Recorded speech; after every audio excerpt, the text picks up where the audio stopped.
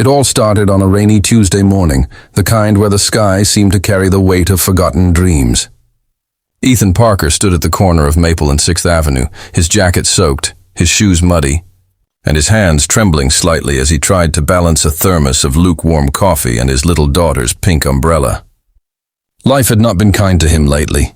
After his wife passed away 3 years ago in a car accident, everything he had once known, love, laughter, and the comfort of a home filled with warmth, had vanished like a fog burned away by the cold sun. He worked 2 jobs just to keep their small apartment and provide for his 6-year-old daughter, Lily. Yet every morning, despite exhaustion and the ache in his heart, Ethan stood at that same corner, waiting for the bus that would take him downtown to his janitorial job at a hospital. That morning, as usual, he saw her.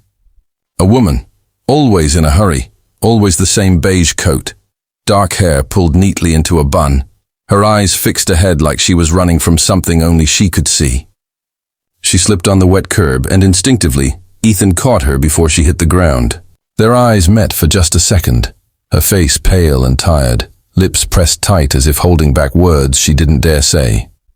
"Thank you," she whispered, before running toward the bus stop.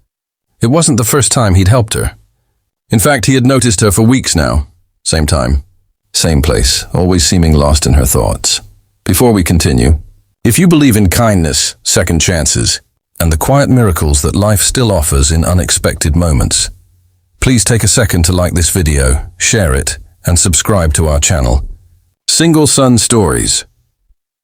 Your small act of support helps us share more stories of hope, faith, and the strength hidden in ordinary people. The next few mornings followed the same rhythm. Ethan would stand with Lily, her small hand wrapped around his, waiting for the bus. And like clockwork, the woman would appear, hurrying down the street, often dropping something or stumbling slightly, and Ethan would be there steadying her, offering a kind smile. He never asked for her name, and she never asked for his. But he noticed the shadows under her eyes, the way she sometimes hesitated before crossing the street, and how her gaze lingered on people holding hands or laughing. She seemed to exist halfway between the world and her memories. For Ethan, those brief encounters became a strange sort of routine. Amid his exhausting, lonely life, helping her made him feel alive again, reminded him that kindness still had a place in this world, even when it wasn't returned. But as the weeks went on, he began to wonder who she was. Why did she always rush through the same corner every morning? Why did her eyes look like they'd forgotten what joy was? Then one morning she wasn't there. The street felt empty without her presence. Ethan tried not to think much of it. Maybe she took another route, maybe she'd moved. But when she didn't appear for 3 days straight, he felt a strange unease settle in his chest. It was odd how a stranger could leave such a gap in his routine. On the 4th day she returned. She looked different, paler, thinner, and her eyes red from crying. But when she saw Ethan, she smiled faintly. It was the first time he'd seen her smile. Weeks passed, and winter arrived.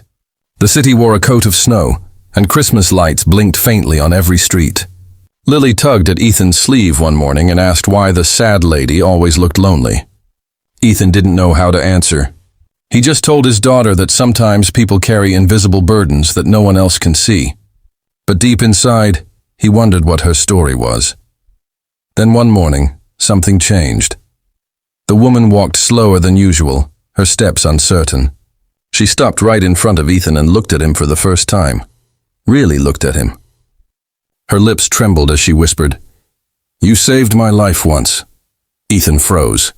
He didn't understand. "What do you mean?" he asked softly. But she only smiled, a small, bittersweet smile, and said, "Not here. Not now. But someday, I'll tell you." Then she walked away, leaving him standing there in the cold with 1,000 questions echoing in his mind. That night, Ethan couldn't sleep. Her words haunted him. "You saved my life once." He wondered if it was metaphorical. Maybe she meant those mornings when he helped her. Maybe his small kindnesses had mattered more than he knew. He wanted to ask her, but she disappeared again for almost a month. Life moved on quietly. He focused on his work, on Lily, and on surviving one day at a time. Then, one early morning in February, when the sky was still gray and the streets were silent, there was a knock on his apartment door. He opened it to find her standing there, holding a small envelope. She looked fragile, but her eyes were clearer this time. "I'm sorry for coming unannounced," she said. "I just needed to see you before leaving town." Inside the envelope was a faded hospital bracelet. His name was written on it. Ethan stared in confusion. The woman took a deep breath and said quietly, 3 years ago.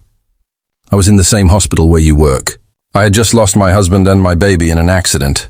I didn't want to live anymore. That night I walked to the rooftop ready to end it. You were the janitor cleaning the hallway.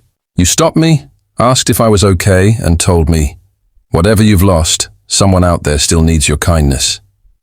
I never forgot your face. You saved my life that night, Ethan. Tears blurred his vision as her words sank in. He remembered her now. The pale woman in the hospital gown, the one he had spoken to briefly before she disappeared into the shadows. He hadn't realized those few words had changed anything. He had been just doing what he always did, trying to be kind, even when life gave him little reason to. She continued, her voice trembling. When I saw you here months ago, I recognized you. I didn't know how to tell you, but every morning you helped me, reminded me that hope can appear even in the smallest gestures. You didn't just save me once. You saved me every time you smiled, every time you cared without asking for anything in return. Ethan couldn't hold back his tears. The weight of his grief, the years of struggle, the loneliness, it all seemed to melt in that moment. He realized that the kindness he thought was meaningless had changed someone's destiny. The woman, whose name he now learned was Grace, hugged him gently before leaving. She said she was moving to another city to start anew, working at a women's center to help others find hope, just as he had unknowingly helped her. After she left, Ethan stood by the window, watching the sun rise through the clouds. Lily woke up and asked, "Daddy, why are you crying?" He smiled and said softly, "Because sometimes, sweetheart, the kindness we give comes back when we least expect it." In the weeks that followed, Ethan found new purpose. He began volunteering at the same hospital's counseling unit, helping patients and families through their darkest days. His story spread quietly, inspiring others to offer small acts of compassion, because, as he now knew, those small acts can echo through time and save lives in ways we may never realize. If this story touched your heart, please take a moment to like this video, subscribe to Single Son Stories, and share it with someone who might need a reminder that kindness truly matters. Every gesture counts, every word heals, and sometimes the life you save might already be walking right beside you.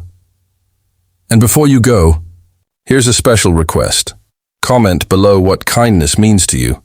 And let's fill this space with stories of hope, gratitude, and second chances.